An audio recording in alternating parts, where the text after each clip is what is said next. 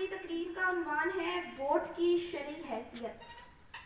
یہ ایک روشن اور ناقابل تردید حقیقت ہے کہ جب اللہ تعالیٰ نے اپنے آخری پسندیدہ دین کے طور پر شریعت اسلامیہ کو حضرت محمد صلی اللہ علیہ وآلہ وسلم پر نازل فرمایا تو اسلام نے اپنے ماننے والوں میں یہ بنیادی عقیدہ راسخ کیا کہ تمام انسان پیدائشی طور پر آزاد ہیں، لیکن آزادی لامحدود نہیں، جس سے انسان اپنے خالق کا باغی، وحشی اور سرکش ہو جائے۔ اسلام خلافت کے طرز حکومت کو پسند کرتا ہے جس میں اصل حاکمیت اللہ تعالیٰ کی ہوتی ہے۔ سورہ اعراف میں ارشاد بانی ہے، آگاہ رہو، اسی رب کے لیے ہے پیدا کرنا اور حکم چلانا۔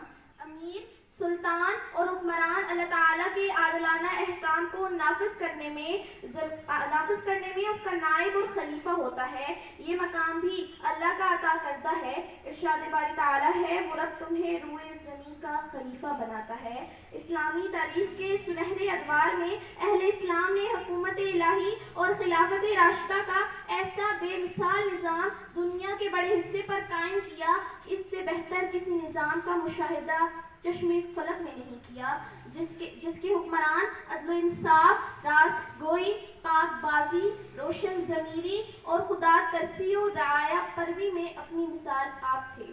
دنیا صدیوں تک اسلامی نظام خلافت اور اس رحمت و برکت سے مستفید ہوتی رہی۔ جب نظام خلافت کا خاتمہ ہو گیا تو دنیا میں ایک ایسے طریقہ حکومت کو رواج ملا جسے جمہوریت کہا جاتا ہے۔ موجودہ دور میں جمہوریت انتہائی تیزی کے ساتھ پوری دنیا میں رواج پا چکی ہے، جو بعض معاملات میں اسلامی اصولوں کے ہم آہنگ ہے اور بعض میں متصادم۔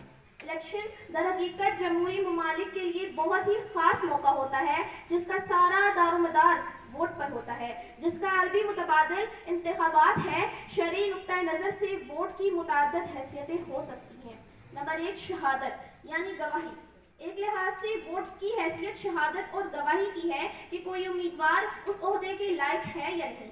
ووٹر اس بات کی گواہی دیتا ہے کہ امیدوار اس مقصد کے لیے موزوں ہے۔ نمبر 2، سفارش۔ گویا ووٹر کی امیدوار کے سلسلے میں مجاز اتھارٹی سے یہ سفارش کرتا ہے کہ وہ اس عہدے اور منصب کی ذمہ داریوں کو بہتر طور پر انجام دے سکتا ہے۔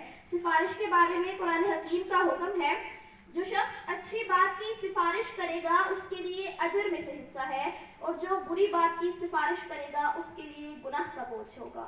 لہٰذا اپنے ووٹ کا استعمال ہمیشہ اچھے امیدوار کے حق میں سفارش کے طور پر کیا جائے۔ نمبر 3، وکالت۔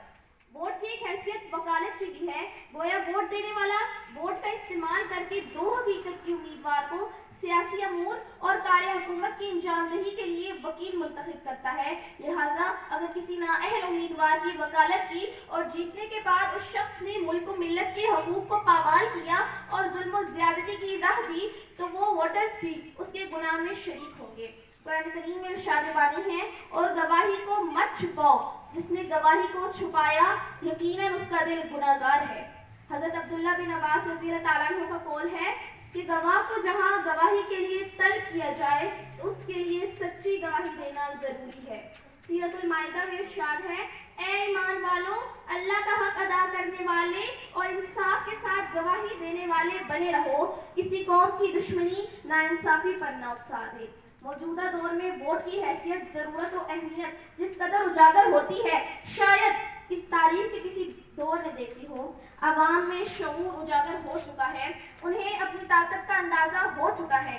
قوموں کی تقدیر بدلنے کے لیے افراد کو ووٹ دینے کا موقع دیا جاتا ہے۔ اگر اس موقع کی اہمیت کو سمجھا جائے اور اپنی رائے کا استعمال قومی مفادات کے مطابق سوچ سمجھ کر کیا جائے تو ایسے امیدوار جو عوام کو بے وقوف بنانے اور ایسے موقعوں سے فائدہ اٹھانے کے چکروں میں رہتے ہیں، ایسے ایک ایک امیدوار کی امیدوں پر چن چن کے وار کر کے قوم کو ترقی اور خوشحالی کے راستے پر گامزن کیا جا سکتا ہے اور موقع پرستوں کو ان کی اوقات دکھائی جا سکتی ہے۔ شکریہ۔